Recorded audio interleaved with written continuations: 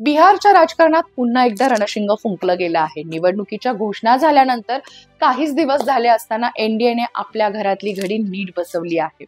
जागा वाटपाची गुंतागुंत संपली आहे, वाद नाहीयेत, मतभेद नाहीयेत, सगळं काही अगदी अलबेल आणि हाच एनडीएचा पहिला विजय म्हणावा लागेल। तर दुसरीकडे महागठबंधन हे कोणत्या वाटेला कोणत्या दिशेला आहे हेच अद्यापपर्यंत स्पष्ट नाहीये। त्यामुळे या निवडणुकीच्या सुरुवातीलाच एनडीएने एक राजकीय संदेश दिला आहे, आम्ही तयार आहोत। यावरतीच आज आपण सविस्तर चर्चा करणार आहोत। नमस्कार, मी सायली नलवडे कविटकर आणि आपण पाहताय विश्लेषण वाईब। बिहार विधानसभा निवडणुकीची पार्श्वभूमी पाहता 2020च्या निवडणुकीत एनडीएने 125 जागा जिंकून सत्ता काबीज केली होती, तर महागठबंधनला 110 जागांवरती समाधान मानावे लागले होते। आता 2025च्या निवडणुकीत एकूण 243 जागांसाठी 6 आणि 11 नोव्हेंबरला मतदान होणार आहे आणि निकाल हा 14 नोव्हेंबरला लागणार आहे। निवडणूक आयोगाने ही घोषणा नुकतीच केली आहे। एनडीएने आपल्या जागा वाटपांची घोषणा करून एक पाऊल पुढे टाकले आहे। यानुसार भाजप आणि जेडीयू प्रत्येकी 101 जागा लढवणार आहे, तर दुसरीकडे चिराग पासवान यांच्या एलजेपीला 29 जागा आणि आरएलएम आणि हमला प्रत्येकी 6 जागा मिळाल्या आहेत। हे वाटप अनेक बैठका आणि चर्चांनंतर अंतिम झाले, ज्यात सर्व पक्षांच्या नेत्यांनी सहमती दर्शवली आहे। हे एनडीएच्या एकजुटीचं प्रतीकच आहे, जे 2020च्या तुलनेत अधिक मजबूत दिसतंय। साधारणपणे बिहार मधल्या जागा वाटपात गोंधळ, आरोप, तणाव हे अपेक्षित असतात, पण यावेळी तसं काहीच झालं नाही। नितीश कुमार, अमित शहा आणि भाजप नेतृत्व यांच्यात झालेल्या चर्चेत सर्व पक्षांची सहमती साधण्यात आली। हीच एकता आणि परस्पर सन्मानाची भावना ही एनडीएच्या कॅम्पेनमध्ये महत्त्वपूर्ण निर्णायक ठरू शकते, कारण लोकांना, जनतेला स्थैर्य आणि नेतृत्वात एकमत हे दोन्हीही महत्त्वाच्या गोष्टी सर्वात आधी दिसतात। एनडीएच्या जागा वाटपात विशेष उल्लेखनीय गोष्ट म्हणजे यात कुठलाही वाद किंवा मतभेद झाला नाही।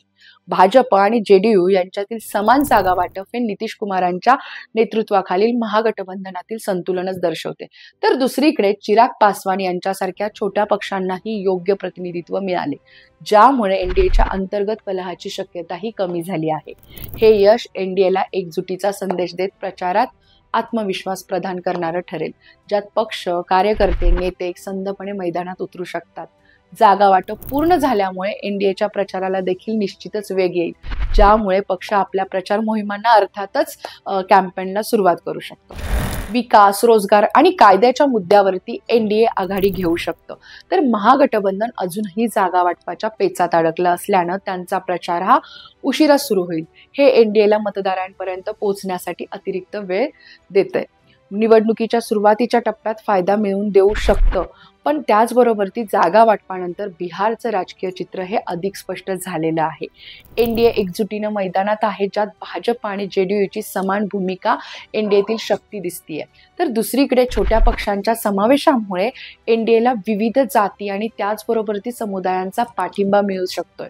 तर दुसरीकडे महागठबंधन हे अजूनही जागा वाटपाच्या चर्चेतच आहे, ज्यात आरजेडीने काँग्रेसला 52 जागांची ऑफर दिली होती, पण ती नाकारली गेली आहे। लालू यादव आणि तेजस्वी यादव दोघेही दिल्लीत असल्यानं जागा वाटपाला अधिक उशीर होण्याची शक्यता देखील आहे। महागठबंधन अजून कुठेही नाहीये, हे निवडणुकीच्या दृष्टीने त्यांच्यासाठी मोठा धक्काच आहे। जागा वाटप न झाल्यामुळे उमेदवार निवड आणि प्रचार मोहिमा अर्थातच कॅम्पेन्सी रखडली आहेत। महागठबंधनातील अंतर्गत मतभेद हा दर्शवतो, ज्यात आरजेडी आणि काँग्रेस यांच्यामधील ताणतणाव वाढला आहे। यामुळे मतदारांमध्ये देखील संभ्रम निर्माण होऊ शकतो आणि याचा फायदा एनडीएला होऊ शकतो। महागठबंधनसाठी निवडणुकीवरती याचा गंभीर परिणाम देखील असू शकतो। महागठबंधनाच्या उशिरामुळे एनडीएला प्रचारात आघाडी मिळेल, ज्यामुळे मतदारांच्या मनात एनडीएची एकजूट आणि स्थिरतेची छाप पडेल। तसेच लालू यादव आणि तेजस्वी विरुद्धच्या भ्रष्टाचार प्रकरणांचा प्रभाव देखील महागठबंधनच्या प्रतिमेवरती पडू शकतो। हे सर्व मिळून निवडणुकीचे संतुलन हे एनडीएच्या बाजूने झुकू शकतं। बिहारमधील राजकीय चित्र हे एनडीए विरुद्ध इंडिया आघाडीचं आहे, ज्यात जातींची गणितही महत्त्वाची आहेत। नितीश कुमारांच्या जेडीयूला ईबीसी आणि ओबीसींचा पाठिंबा आहे, तर दुसरीकडे भाजपला अप्पर कास्ट आणि शहरी मतदारांचा। या महागठबंधनात आरजेडीला यादव आणि मुस्लिम मतदारांचा आधार आहे, पण अंतर्गत कलहामुळे तो कमकुवत होऊ शकतो आणि त्यातच प्रशांत किशोरांच्या जनसुराज्य पक्षासारखे नवे खेळाडू हे चित्र बदलू देखील शकतात। प्रशांत किशोर यांचा प्रभाव हा एनडीएवरती होईल का? हाही प्रश्न चर्चेत आहे. जनसुराज्य पक्षाने उमेदवारांच्या याद्या जाहीर देखील केल्या आहेत आणि किशोर हे राघोपुरम मधून लढण्याची शक्यता आहे. ते तेजस्वी यादवांचा तो भाग आहे. किशोर यांनी एनडीए नेत्यांवरती भ्रष्टाचाराचे आरोप केले आहेत, ज्यामुळे एनडीएच्या मतदारांमध्ये फूट पडू शकते. तथापि जनसुराज्य पक्षाचा प्रभाव हा मुख्यतः महागठबंधनवरती पडेल, कारण तो विरोधी मतदारांना आकर्षित नक्कीच करू शकतो, ज्यामुळे एनडीएला अप्रत्यक्षपणे फायदाच होईल.